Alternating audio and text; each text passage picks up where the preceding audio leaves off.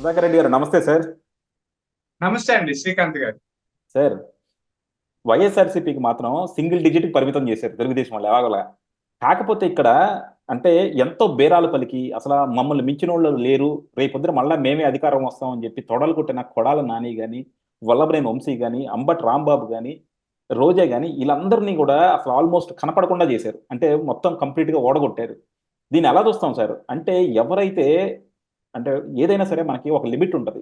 ఒక రాజకీయంగా విమర్శ చేసుకోవచ్చు, అలాగే ప్రతి విమర్శలు చేసుకోవచ్చు.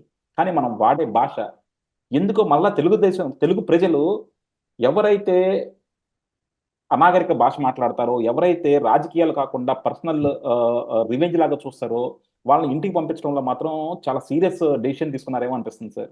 ఇది ఒక కొత్త రాజకీయానికి నాందేమో అనిపిస్తుంది.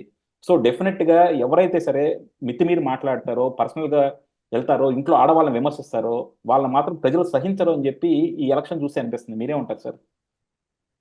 సార్ మీరు అన్నట్టు రోజా వాడిపోయి రాలిపోయిందండి. ఇంకేం లేదు. కొడాలి కూలిపోయాడు, ఎక్కడున్నాడు అర్థం కాదు. ఉమ్, అంబటి ఆవిరైపోయాడు, కనిపించడం లేదు. ఇంకా వెల్లంపల్లి, బెల్లంపల్లి, ఆ పల్లి ఈ పల్లి ఎక్కడ చిత్తికిపోయాడు. వీళ్ళందరికండి అమ్మ రోజమ్మ, చెల్లమ్మ, ఒకవేళ వింటే వీడియో విను. ఎందుకంత తలబిరిసి ఎందుకమ్మా? కొడాలి నాని అదే ముఖం చూస్తే నాని గారు ఒకసారి అద్దంలో చూడండి, ఆ ముఖం చూడండి, ఆ పళ్ళు చూడండి, పళ్ళనే దోముకోదు. ఏమి అంత అహంకారమా? అంత అహంకారమా? చంద్రబాబు నాయుడు గారు అంటే మీకు ఒకవేళ పడకపోతే చేయండి, మేమేం వద్దనడం లే. బూతులు మాట్లాడతారా? అవహేళన చేస్తారా? మీ స్థాయి ఎంత? చంద్రబాబు నాయుడు గారు ఎంత? గుడ్డొచ్చి పిల్లనెక్కిరిచ్చినట్టుగా చేశారండి. ఇది ప్రజలు మాత్రం చాలా, ఆంధ్రప్రదేశ్ ప్రజలు, నాకు మొన్నటి వరకు ఒక బాధ ఉండేదండి నిజంగానే. ఏంటి ఆంధ్రప్రదేశ్ ప్రజలు ఇలాంటి కిరాతకుల్ని సహిస్తాన్నారా? వాళ్ళని గమనిస్తాన్నారా? వాడు ఇచ్చే తాయిలాల కోసం, ఉచితాల కోసం జనం వాళ్ళని ఆ కిరాతకుల్ని భరిస్తున్నారు అనుకున్నాను. సమయం వచ్చినప్పుడు కరెక్ట్గా బుద్ధి చెప్పారు. ఆంధ్రప్రదేశ్ ప్రజానీకానికి తల వంచి, శిరస్సు వంచి నమస్కారాలు చేస్తున్నాను. ఎంత ఔన్నత్యం ఉంది, ఎంత ఉన్నతమైన సంస్కృతి సాంప్రదాయాలు ఉన్నాయో ఆంధ్రప్రదేశ్ లో ప్రజలకు ఇప్పుడు అర్థమైంది. అంటే మనం వీళ్ళు ఇలాంటి నాయకులు మీరు అన్నట్టు దుర్యోధనుడు, దుశ్శాసనుడు, కీచకుడు, రావణాసుడు ఇలాంటి వాళ్ళ కథలు వింటూనే ఉన్నాం. అలా భగవద్గీతలో ఎప్పుడు ఏదో చెప్తానే వింటుంటాం. ఇలా శృతి మించిన వాళ్ళు, మితి మీరిన వాళ్ళని దేవుడు క్షమించుడు, సహించుడు. తొడలు చెరిచిన దుర్యోధుడు తొడలు విరగ కొట్టుకొని చనిపోయాడు. ఇలా చదువుతున్నాం. నరకాసుడి స్టోరీ చెప్పి ప్రతి సంవత్సరం దీపావళి చేసుకుంటున్నాం, టపాకాయలు కాల్చుకుంటున్నాం. అని ఎందుకు?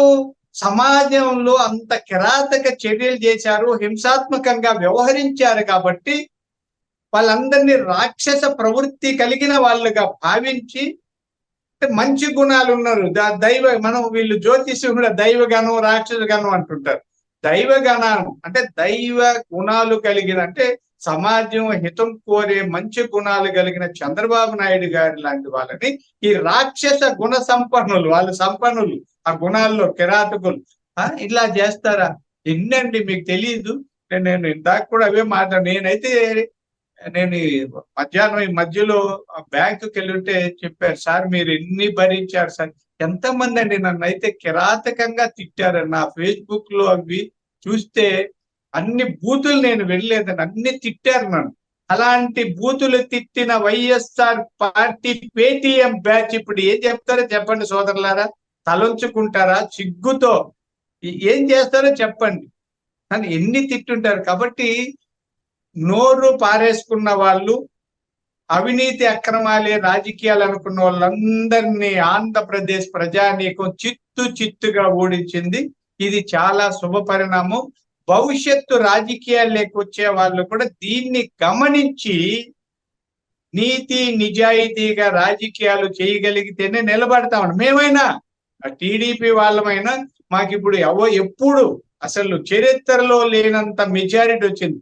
ఎన్టీ రామారావు గారు 83లో వచ్చిన మెజారిటీ కంటే, అదే ఆయన నాయకత్వంలో 94లో వచ్చిన మెజారిటీ కంటే, లేదా జగన్మోహన్ రెడ్డి గారికి 2019లో వచ్చిన మెజారిటీ కంటే చాలా గొప్ప మెజారిటీ వస్తుంది. అసలు భారత రాజకీయాల్లో ఈ ప్రజాస్వామ్య వ్యవస్థలో ఇంత అనూహ్యమైన మెజారిటీని ఎవరు ఊహించము, కళ్ళ చూడమండి. అలాంటి మెజారిటీ వచ్చింది కాబట్టి మా వాళ్ళు కూడా ఈ పదవుల వ్యామోహం కోసమో లేదా మొన్న ఏదో ఖర్చు పెట్టేసి అవినీతి చేద్దామని ఇంకోటి చేస్తే కష్టం అన్న విషయం ఈ రోజు నుంచి మనం ఆ రోజు జగన్మోహన్ రెడ్డి గారికి చెప్తే ఆయన వినలా. ఈ రోజు ఈ దుస్థితికి వచ్చింది కాబట్టి మా వాళ్ళు కూడా జాగ్రత్తగా ఉంటారు. అయితే చంద్రబాబు నాయుడు గారు చాలా నిజాయితీగా సిస్టమేటిక్ గా పరిపాలిస్తారు కాబట్టి మరొకసారి ఇలాంటి అహంకార పూరిత రాజకీయవేత్తలు కొంత మేల్కొంటే, కళ్ళు తెరిస్తే బాగుంటది అన్నది నా సలహా. డెఫినెట్ గా సార్. ఎందుకంటే ఇది నిజంగా గుణపాఠం అనమాట. ఎవరైతే సరే బూతులు మాట్లాడతారో, ఎవరైతే ఒక మనకి లిమిట్లు దాటి క్రాస్ చేసి అవతల వాళ్ళని, ఇంట్లో ఆడవాళ్ళని తిడతారో వాళ్ళకి ఏమవుద్దన్నది ఈ ఎలక్షన్ మాత్రం రుజువు చేసింది. నిజంగా ఆంధ్ర ఓటర్ల మీద మాత్రం నాకు ఈ ఎలక్షన్ తర్వాత విపరీతమైన గౌరవం పెరిగింది. ఎందుకంటే చాలా మంది అనుకున్నారు జగన్మోహన్ రెడ్డి దగ్గర డబ్బు ఉంది, జగన్మోహన్ రెడ్డి దగ్గర పవర్ ఉంది, సో అతను ఎదిరించగల సత్తా ఆంధ్ర ప్రజలకు ఉందా అని ఈ రోజు చూపించారు. ఆంధ్ర ప్రజలు తిరగబడితే ఏమవుతుందంటే జగన్కి సింగిల్ డిజిట్కి పరిమితం చేశారు. 9 సీట్లు కూడా వస్తాయో అన్న అంత అనుమానంలో ఈ రోజు జగన్మోహన్ రెడ్డిని పడేశారంటే ఇది మాత్రం ఆంధ్ర ఓటర్కి హ్యాట్స్ ఆఫ్ చెప్పాలి. అలాగే ఇది కొత్తగా వస్తున్న రాజకీయ నాయకులు, అలాగే ఇప్పుడు తెలుగుదేశం నాయకులు కూడా ఒక గుణపాఠంగా తీసుకోవాలి. వాళ్ళ భాషను కానీ వాళ్ళ ప్రవర్తన కానీ ప్రజలు చాలా నిశితంగా గమనిస్తారని మాత్రం అర్థం చేసుకోవాలి. Thank you sir. Thank you very much.